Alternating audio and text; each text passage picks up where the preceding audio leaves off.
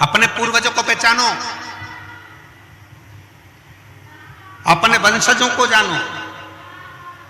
एक आदिवासी की कथा आती है, भील की कथा आती है। वन क्षेत्र में रहता था, जंगल में। चंड उसका नाम था।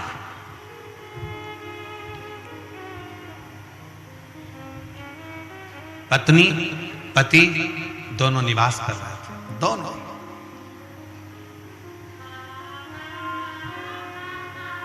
ऐसी जंगल में घूमते, थोड़ा बहुत जंगल का सामान ढूंढ लेते। कहीं गोंद मिलता, कहीं महुआ मिलता, कहीं कोई सामान मिलता, कहीं कोई औषधि मिलती। ये सब एकत्रित करते। और हमें लगता है बस्तर के क्षेत्र के जंगल में भी लोग ढूंढते होंगे। कोई महुआ ढूंढता होगा, कोई गोंद ढूंढता होगा, कोई गूगल ढूंढता होगा, कोई सामान ढूंढता होगा, कोई औषधि ढूंढता होगा। ऐसे वृक्षों से वो निकाल लाते हैं, वृक्षों से कुछ ढूंढ लेते हैं। जो वनवासी हैं, जो आदिवासी हैं, वो औषधि को पहचानते हैं।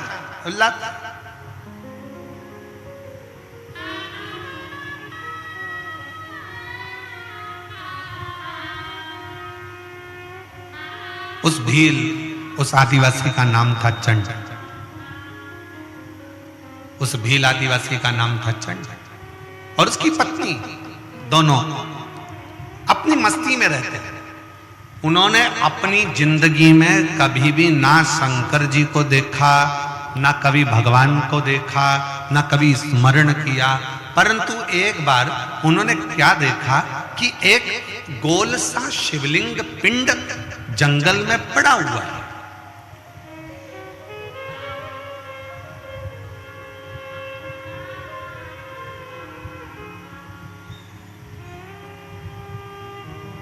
एक छोटा सा स्थान बना है, चौकोर, चबूतरा, उस पर वो शिवलिंग, उस पर वो पिंड रखा।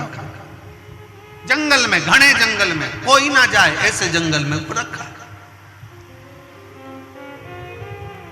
चंड की पत्नी ने कहा, उस आदिवासी की पत्नी ने, उस भील की पत्नी ने कहा, सुनो, ये तो शंकर का शिवलिंग है, ये तो देवाधिदेव महादेव है, ये तो शिव है। पर स्वामी, पत्नी ने अपने पति से कहा, पर स्वामी एक बात बताऊं, इस जंगल में कौन शंकर जी को जल चढ़ाने आएगा, कौन शंकर जी को चिता भस्म चढ़ाने आएगा, कौन शंकर जी को फूल चढ़ाने आएगा, कौन शंकर जी को दुर्वा चढ़ाने आएगा, कौन बेलपत्र चढ़ाने आएगा, कौन अक्षत चढ़ाने आएगा।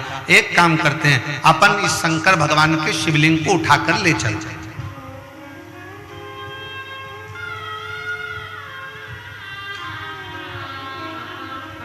अब ईमानदारी से बोलो, शंकर भगवान का शिवलिंग शंकर जी की आज्ञा के बिना हिल सकता है क्या?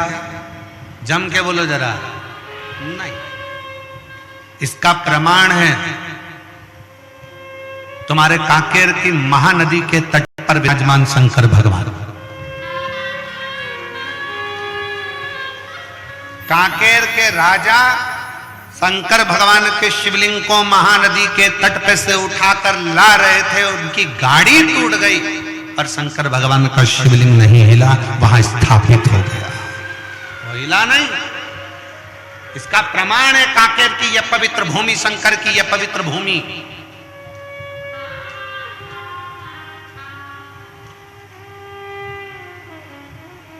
और बस्तर के रहवासियों, दंडकारण्य वन के रहवासियों, जितने मेरे वन क्षेत्र के रहवासी हैं, चाहे वो आदिवासी हो, भील हो, साधारण मनुष्य हो, सिंपल आनंद में रहने वाली सहजता के बीच में, शहर गांव में, जंगल में रहने वाले जितने भी मेरे शिव भक्त हैं, उनसे कहना चाहूंगा, आपके कांकेर के क्षेत्र में घूम कर देखो, आपके पूरे क्षेत्र में घूम कर देखिए, दुनिया के पहाड़ और पर्वत को देखना और आपके कांकेर क्षेत्र के पहाड़ पर्वत को देखना, यहाँ के पहाड़ पर्वत के जितने भी शिलाखंड दिखेंगे, आपको वो शंकर के शिवलिंग की तरह दिखेंगे।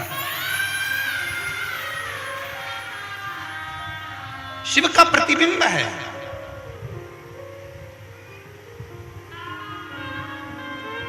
शिव का प्रतिबिंब।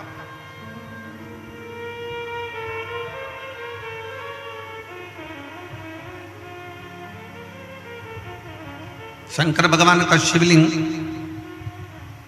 बिना आज्ञा के उठ सकता है क्या? नहीं। आप कितनी भी कोशिश कर लो, आप शंकर भगवान की कथा में नहीं पहुंच सकते, शिव पुराण में नहीं पहुंच सकते। निकलोगे कोई परेशानी खड़ी हो जाएगी, निकलोगे कोई समस्या आकर खड़ी हो जाएगी। पर यदि मेरे शंकर भगवान चाहेंगे कि तुझे शिव पुराण तक कोकपुर भेजना है, तो तुमने अगर पक्का विश्वास रख लिया कि मुझे कथा में जाना है, फिर शंकर भगवान तुम्हारे लिए रास्ता खोलते खोलते खोलते चले जाएंगे और कथा में ले जाकर बिठा देंगे। अब कोई कहे कि गुरुजी हमें तो 4 किलोमीटर दूर गाड़ी रोक दी, 3 किलोमीटर दूर गाड़ी रोक दी, पैदल चलना पड़ता है। अभी कुंभ में कितना कितना विचार विमर्श, कुंभ में जितने भी यूट्यूबर हैं वो अपनी अपनी बात में बस एक ही बात कहते हैं, कोई कुंभ में मत आना, 30 किलोमीटर चलना पड़ेगा, कोई कुंभ में मत आना, 15 किलोमीटर चलना पड़ेगा, कुंभ में आओ तो तैयारी कर कर आना, 20 किलोमीटर चलना पड़ेगा, 8 किलोमीटर चलना पड़ेगा, यहाँ चलना पड़ेगा। सीहोर वाले महाराज की कथा में जाओगे तो 4 किलोमीटर दूर गाड़ी रोक दी जाएगी, पैदल चलना पड़ेगा। सीहोर वाले की कथा में जाओगे तो 7 किलोमीटर दूर गाड़ी रोक दी जाएगी, कथा में जाना है तो इतना पैदल चलना पड़ेगा। अब उनको कौन समझाए? हमारे सनातन धर्म में तो पहले से ही लिखा है, गोवर्धन नाथ जी की परिक्रमा 21 किलोमीटर की, केदारनाथ जी चढ़ो तो 14 किलोमीटर के, वैष्णो देवी चढ़ो तो 12 किलोमीटर की, हमारे यहाँ अमरनाथ चढ़ो तो 24 किलोमीटर का। अर्थात शंकर को पाने के लिए पैदल तो चलना ही पड़ता है, तब शिव मिलता।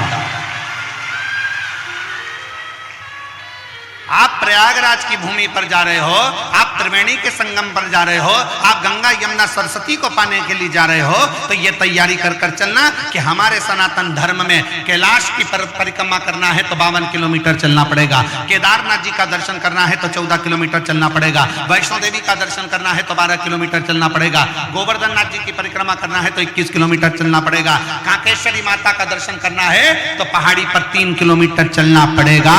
उसी तरह अगर शिव पुराण की कथा सुनना है और कुंभ में, प्रयाग में, त्रिवेणी का, गंगा यमुना सरस्वती का स्नान करना है तो पैदल चलना पड़ेगा, क्योंकि हमारे सनातन धर्म में जितने कदम चलकर हम कथा तक पहुंचते हैं, जितने कदम चलकर हम त्रिवेणी तक पहुंचते हैं, जितने कदम चलकर हम तीर्थ तक पहुंचते हैं, उतने उतने अश्वमेध अपनी जिंदगी में कर लेते हैं और हमारा पाप हम काट देते हैं।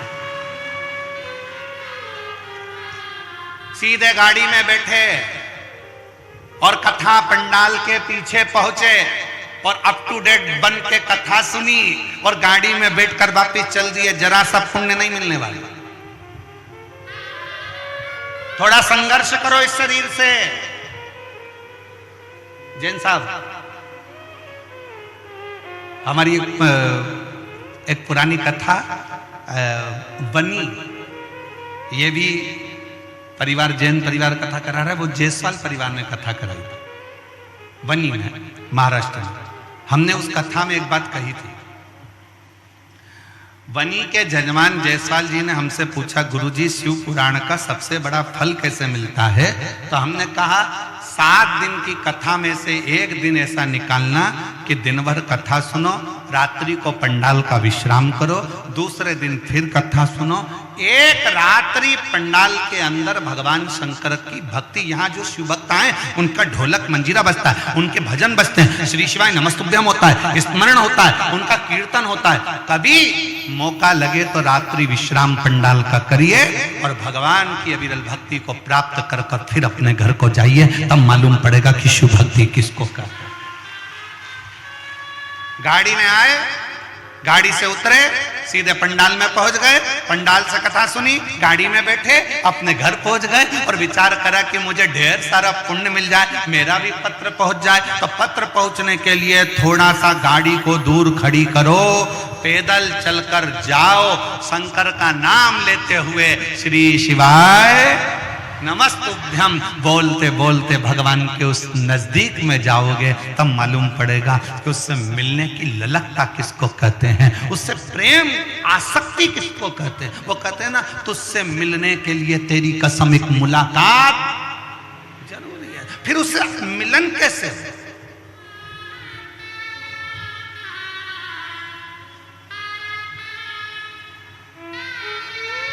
और मेरे भोले तेरा सहारा है, मेरे भोले तेरा सहारा है, मेरी नैया का तू किनारा है, मेरी नैया का तू किनारा, मेरे बाबा तुझे पुकारा है, मेरे बाबा तुझे पुकारा है, मेरी नैया का तू किनारा है, मेरी नैया का तू किनारा। थोड़ा पैदल चलकर बोलते बोलते श्री शिवाय नमस्तुभ्यं, श्री शिवाय नमस्तुभ्यं, श्री शिवाय नमस्तुभ्यं, श्री शिवाय नमस्तुभ्यं। जाओ, भगवान का नाम लेते लेते, स्मरण करते करते, बोलते बोलते, भगवत नाम जपते जपते, भगवत नाम स्मरण करते करते, भगवान का नाम जपते जपते। महाभारत किस किसने देखी है? हाथ उठाओ जल्दी जल्दी। महाभारत किसने देखी है? टीवी में कि मोहल्ले में है? अरे जम के तो बोलो। टीवी में। मोहल्ले की भी देखी होगी तुमने, मान ही नहीं सकता। ऐसा हो ही नहीं सकता कि मोहल्ले में महाभारत और तुम ना देखो। बड़े खिड़की में तो झांक झांक के देखते, मम्मी जल्दी जल्दी। मम्मी ने पूछा क्या हो गया? जल्दी आ, वो बिमला की बाई लड़ रही है।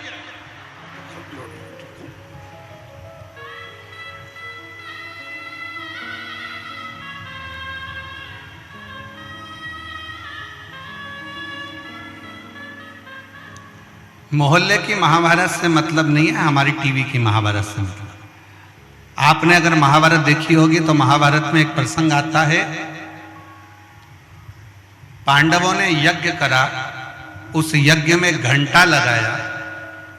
यज्ञ का विधान था कि घंटा यज्ञ की पूर्णाहुति में अपने आप बजता था।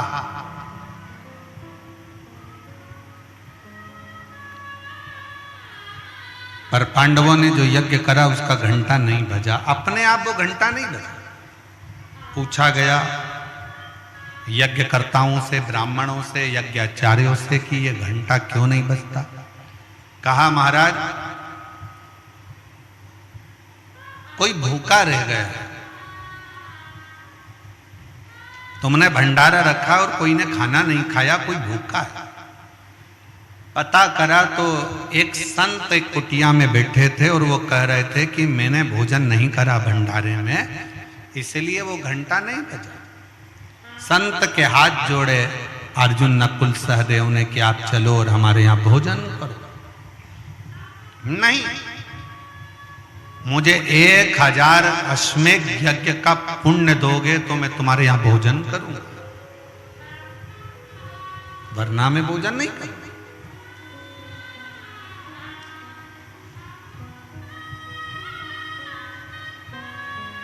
1000 अश्वमेध यज्ञ? हाँ। अर्जुन ने कहा बाबा जी हमने हमारी जिंदगी का पहला यज्ञ करा है, आप चाहो तो इसका यज्ञ भाग ले लो। नहीं, 1000 अश्वमेध यज्ञ का पुण्य चाहिए। द्रौपदी के बाद बात गई। द्रौपदी ने अपनी चप्पल उतारी, पादुका उतार कर हाथ जोड़कर द्रौपदी ने कहा चलो मैं चलती हूं बाबा से मिलने। द्रौपदी बाबा से मिलने के लिए गई और बाबा से कहा बाबा आप हमारे यहां भोजन करने चलो तो यज्ञ का घंटा बज जाए। नहीं, 1000 अश्वमेध यज्ञ का पुण्य दीजिए तो चलूंगा। तो द्रौपदी ने कहा हाथ में जल दो, अब भी संकल्प छोड़ती हूं, 1000 अश्वमेध यज्ञ का पुण्य अभी दे देती। तुम्हारे पति ने तो यज्ञ नहीं करा, तुमने कब कर लिया? द्रौपदी कहती है बाबा हमारे शास्त्र कहते हैं जितने कदम चलकर हम किसी तीर्थ में जाते हैं, शिव पुराण तक जाते हैं, किसी गुरु से मिलने के लिए जाते हैं, उतने अश्वमेध यज्ञ अपनी जिंदगी के कर लेते हैं। उतने अश्वमेध। मैं आपसे मिलने के लिए बाबा आई हूं ना, 2500 कदम चलकर आई हूं तो मैंने 2500 अश्वमेध यज्ञ कर लिए। 2500 अश्वमेध, उसमें से 1000 अश्वमेध यज्ञ मैं आपको देती हूं। संत उठे, भोजन किया, घंटा बज गया। महाभारत कहती है कि जितने कदम चलकर शिव पुराण तक जाते हो, संत तक जाते हो, गुरु तक जाते हो, तीर्थ तक जाते हो, उतने अश्वमेध यज्ञ कर लेते हो। शिव महापुराण में आने वाले शिव भक्त ये बात अपनी बुद्धि में बिठा लेना, 4 किलोमीटर, 3 किलोमीटर, 2 किलोमीटर, 1 किलोमीटर, आधा किलोमीटर अगर चलने को मिल रहा है तो समझ लेना कि शंकर भगवान तुमसे अश्वमेध यज्ञ करवा रहे हैं। ये अश्वमेध यज्ञ है।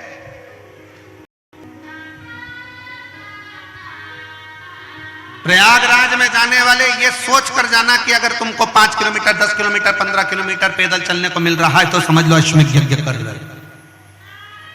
कितना भी कोई डराए, इतना चलना पड़ेगा, सावधान, इतना चलना पड़ेगा, संभल के आना, इतना चलना पड़ेगा, संभल कर। कितना डराया जाए। और ये कथा जो कोकपुर में चल रही है, यह कथा तो 7 तारीख को विराम हो जाएगी। 9 तारीख को 2 घंटे का फरीदाबाद में प्रवचन रहेगा, शिव चर्चा। फिर 10 तारीख से 16 फरवरी तक वही प्रयागराज में त्रिवेणी के संगम पर पीपा पुल नंबर 1 सेक्टर नंबर 21 सतुआ बाबा शिविर में शिव महापुराण की कथा कुंभ के प्रयागराज की उस भूमि से 1 बजे से 4 बजे तक वहां चालू हो जाए। और इंतजार है प्रयागवासियों को, प्रयाग में रहने वाले रहवासियों को कि शिव तत्व को हमें समझने का मौका मिले। और पूरा विश्व उसका इतिहास रचेगा, क्योंकि 144 वर्ष के बाद ऐसा महाकुंभ आया है। और उस महाकुंभ में जब शिव महापुराण की कथा आप और हम सुनेंगे तो साक्षी कहलाएंगे कि 144 साल के बाद जब अगला कुंभ आएगा तब अपन रहें ना रहें, अपने वंशज रहेंगे, पर अपन तो उस समय पर रहेंगे। उसका इतिहास, उसका प्रमाण रहे।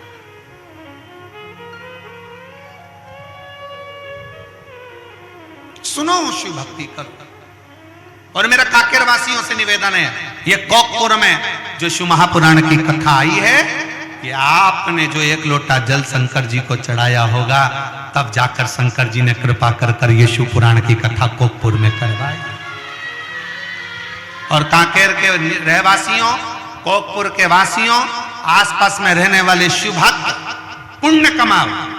अगर बाबा ने आपको कुछ दिया है तो उसमें से थोड़ा सा धन निकाल कर किसी भूखे को भोजन कराओ, प्यासे को पानी पिलाओ, किसी का मुख झूठा जरूर कराओ, बन सके तो टॉफी खिला दो, बन सके तो बिस्कुट खिला दो, बन सके तो घर में से थोड़ा सा पापड़ तल के ले आओ, पन्नी में भर के अपने अड़ोसन पड़ोसन धड़ोसन जो बैठी हो उसका मुख झूठा कराओ। और कराओ जरूर, ना जाने कौन से पुण्य से ये शिव पुराण की कथा आपके क्षेत्र में हो रही है।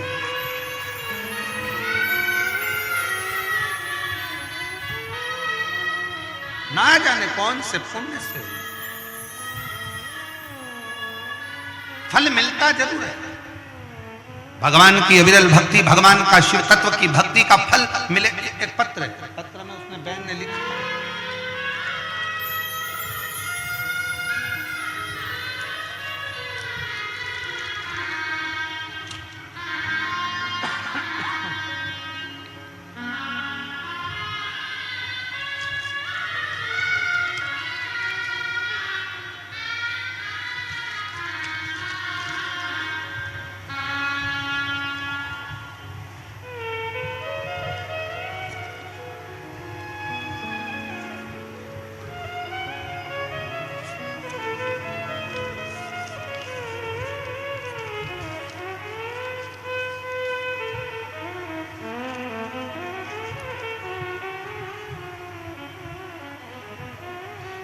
मेरा नाम भामिनी वर्मा है और मैं भिलाई छत्तीसगढ़ की रहने वाली हूं। मेरा मोबाइल नंबर ये है, कहीं बैठी हो हाथ हिला सकती हैं। मेरा नाम भामिनी वर्मा है और मैं भिलाई छत्तीसगढ़ की रहवासी हूं। मेरा मोबाइल नंबर ये है। आप कहते हो ना गुरुदेव 4 मंजिला छत में जल चढ़ाने के लिए यंत्र की जरूरत पड़ती है और भगवान तक पहुंचने के लिए श्री शिवाय नमस्तुभ्यम मंत्र की जरूरत पड़ती है। गुरुदेव मैं क्या वर्णन करूं, मैं शिव को नहीं जानती थी, कभी शंकर के मंदिर नहीं जाते थे, कभी शिव की आराधना नहीं करते थे, पर किसी के कहने पर मैंने शिव महापुराण की कथा सुनना प्रारंभ करी। आपका एक नारा सारी समस्या का हल, एक लोटा जल मेरे मन में बैठ गया। मैंने भी भोलेनाथ जी से प्रार्थना करी, बाबा मेरा बेटा और बेटी दोनों कंपटीशन एग्जाम की तैयारी कर रहे हैं। बाबा अगर तूने उन दोनों को सरकारी नौकरी दे दी तो मैं जान जाऊंगी कि तुम शिव हो और तुम्हारे बाबा तुम्हारे मंदिर की सेवा करती रहूंगी। मैंने मंदिर जाना चालू करा, बेटा बेटी को भी मंदिर भेजना प्रारंभ करा, बेटा बेटी से जल चढ़वाना प्रारंभ करा और बेटा बेटी से कहा कि सियोर वाला महाराज कहता है 4 गुना पढ़ाई करो, 4 गुना अध्ययन करो, 4 गुना मेहनत करो और आखिरी में शंकर भगवान पर एक बेलपत्र लगाकर शहद लगाकर जाना, बाबा सुनेगा। आज मैं बाबा को धन्यवाद देने के लिए आई हूं। मेरे दोनों बच्चों ने सरकारी नौकरी के लिए एग्जाम दिया था और दोनों की मेहनत रंग लग गई, दोनों सरकारी नौकरी में लग गए। मेरा लड़का रेलवे में लोको पायलट है भिलाई चनोदा में और मेरी लड़की स्वास्थ्य विभाग में नर्सिंग ऑफिसर के पद पर कांकेर में नियुक्त हो गई। मैं बाबा को धन्यवाद देने के लिए आई, कांकेर में नियुक्त हो गई। हम लोग इस बाबा के पंडाल में प्रणाम करने के लिए आए हैं। गुरुजी हम सीहोर कुबेरेश्वर धाम पर भी जाकर आए थे, बाबा को कहकर आए थे। कहीं बैठी हो, मेरा नाम भामिनी वर्मा है और भिलाई छत्तीसगढ़ की रहने वाली हूँ। मेरा मोबाइल नंबर ये है, कहीं बैठी हो तो बेलपत्र लेने के लिए आ सकते। शिव की भक्ति किसको कहते हैं,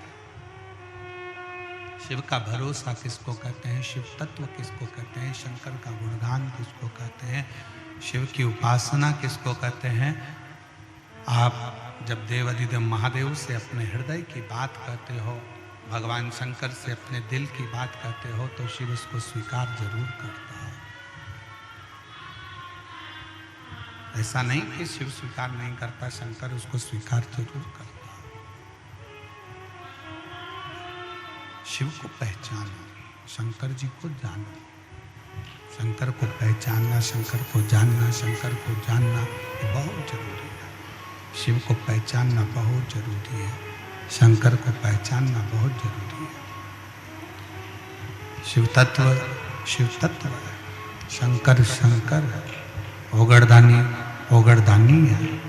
उसको पहचानो, उसको जानो।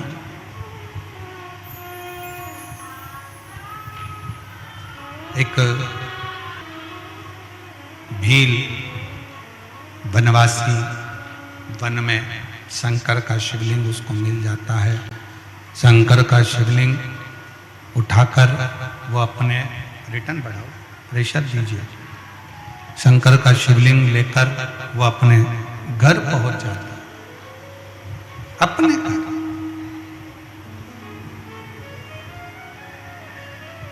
पत्नी ने कहा कि इस जंगल में कौन पूजन करेगा, इस जंगल में कौन सेवा करेगा। शंकर के शिवलिंग को उठाना सरल विषय नहीं, सरल विषय नहीं है। और एक बात आज आप लोगों के बीच में कहना चाहेंगे, कोई प्राचीन शिव मंदिर है, कोई प्राचीन शिवलिंग है, उसको बार बार उठाना नहीं चाहिए, बार बार उसको उठाकर फिर वापस प्राण प्रतिष्ठा नहीं करना चाहिए, बार बार उसका स्थान नहीं हटाना चाहिए। मंदिर की रंगत बदल दो, दरवाजे बदल दो, द्वार बदल दो, छत बदल दो, शिखर बदल दो, पर मंदिर में जो शिवलिंग प्राचीन है, पुराना है, उसको वहीं की वहीं रहने दो।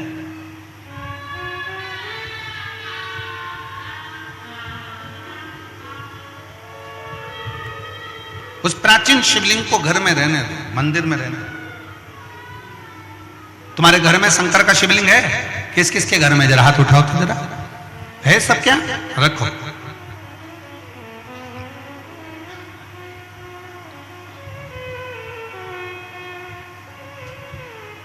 चाहे पुराना हो चाहे नया हो, कितना भी पुराना हो,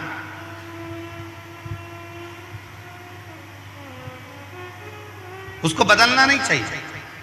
शिव महापुराण की कथा कहती है कि दूसरी मूर्ति अगर खंडित हो जाए तो वो खंडित मानी जाती है, पर शंकर का शिवलिंग के 1000 टुकड़े भी हो जाएं तो भी वो खंडित नहीं माना जाता, वो शंकर का शिवलिंग ही माना जाता।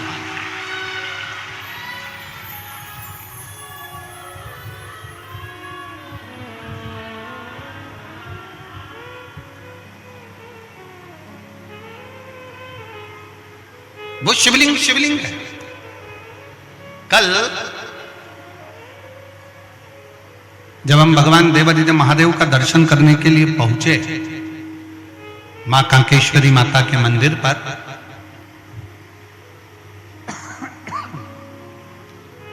वहां एक छोटा सा चबूतरा, जैन साहब, उस छोटे से चबूतरे पर आप भी दर्शन करे होंगे, छोटा सा शिवलिंग रखा था जिसका हम स्पर्श कर रहे थे और उस पर हम हाथ का स्पर्श कर कर बाबा से प्रार्थना कर। बड़ा सुंदर उस शिवलिंग का अगर आप दर्शन करेंगे तो वो शिवलिंग के 2 भाग जैसे नजर आएंगे। उस शिवलिंग के 2 भाग जैसे नजर आएंगे, बीच में एक रेखा बनी है, आधा इधर आधा इधर।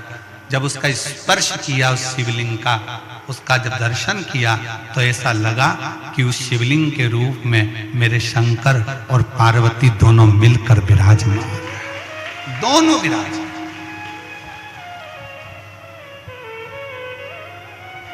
और उसका वीडियो हमने सोशल मीडिया पर भी डाला है, ऐसा नहीं कि नहीं डाला। उसका स्पर्श करते हुए, शिवलिंग का स्पर्श करते हुए उस वीडियो को भी हमने सोशल मीडिया पर दिया कि ये साधारण शिवलिंग नहीं है जिसका स्पर्श का, एक भगवान शंकर का छोटे से छोटा शिवलिंग हो, बड़े से बड़ा शिवलिंग हो, अगर आपको प्राचीन से प्राचीन है तो उसके स्पर्श का भी एक सुख हमारे जीवन में प्राप्त।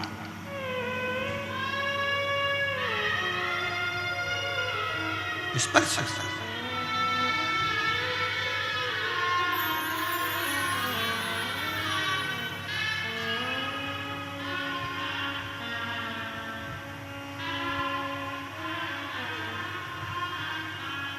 और जब पाना हो कुछ मन से, शंकर की आराधना, वो कहे शिव की स्तुति, शंकर का गुणगान, शंकर का भजन, शिव नाम जीवन को सुख देता है, जीवन को सुख। शिव तत्व कह रहा है, वन में रहने वाला वो वनवासी, वन में रहने वाले वो आदिवासी, वन में रहने वाला वो भील, अपनी पत्नी के कहने से शंकर के उस शिवलिंग को उठाकर लेकर ले चले इसको। पत्नी ने कहा पति से, इसको ले चल, ले चल। पर शिव जाएंगे क्या? पत्नी ने पति से कहा कि ये शिव जाएंगे क्या? अब वो तो शंकर को जानते तक नहीं थे, पर पति ने उसी समय पर तुरंत दौड़कर अपने घर गया, एक लोटा जल एक पात्र में भरकर लेकर आया पात्र उसके पास में तांबे का नहीं था, पात्र उसके पास में चांदी का नहीं था, पात्र उसके पास में पीतल का नहीं था, पात्र उसके पास में कांसे का नहीं था। एक लकड़ी के पात्र में वो जल भर कर लाया। एक वृक्ष के अंदर का लकड़ी निकली हुई थी, गिलास जैसा उसका भाग था, उसमें उसने जल भर लिया और वो जल लाकर देवाधिदेव महादेव को समर्पित कर दिया। शिव महापुराण की कथा कहती है, शंकर का संवाद कहता है, अपने घर से जब एक लोटा जल लेकर शंकर को चढ़ा देते हैं, फिर शंकर से जो प्रार्थना करते हैं शंकर वो स्वीकार कर हमारी झोली भर देते हैं, हमारी झोली भर देते हैं।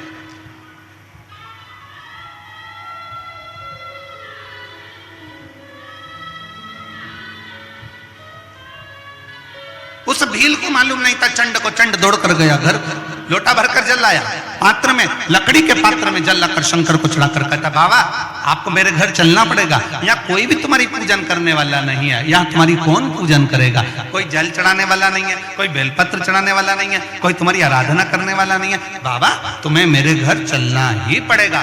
शंकर भगवान से प्रार्थना करी, शंकर भगवान के शिवलिंग को उठा लिया उस चंड भील ने, उस आदिवासी ने, और लेकर चल दिया। और क्या कहता जा रहा है, तुम हमारे घर में हमारे बूढ़ा देव बनकर, तुम हमारे घर में हमारे बाबा बनकर, तुम हमारे घर में हमारे बुजुर्ग बनकर, तुम हमारे घर में हमारे पिता बनकर, तुम हमारे घर में हमारे आराध्य बनकर निवास करना। और शंकर को ले जाकर घर के अंदर बिठा दिया। अब जरा विचार करिएगा, शंकर का शिवलिंग हिलता नहीं, पर एक लोटा जल में वो सामर्थ्यता है कि शंकर भी डोल जाते हैं और साथ शिव भक्त के चले जाते हैं।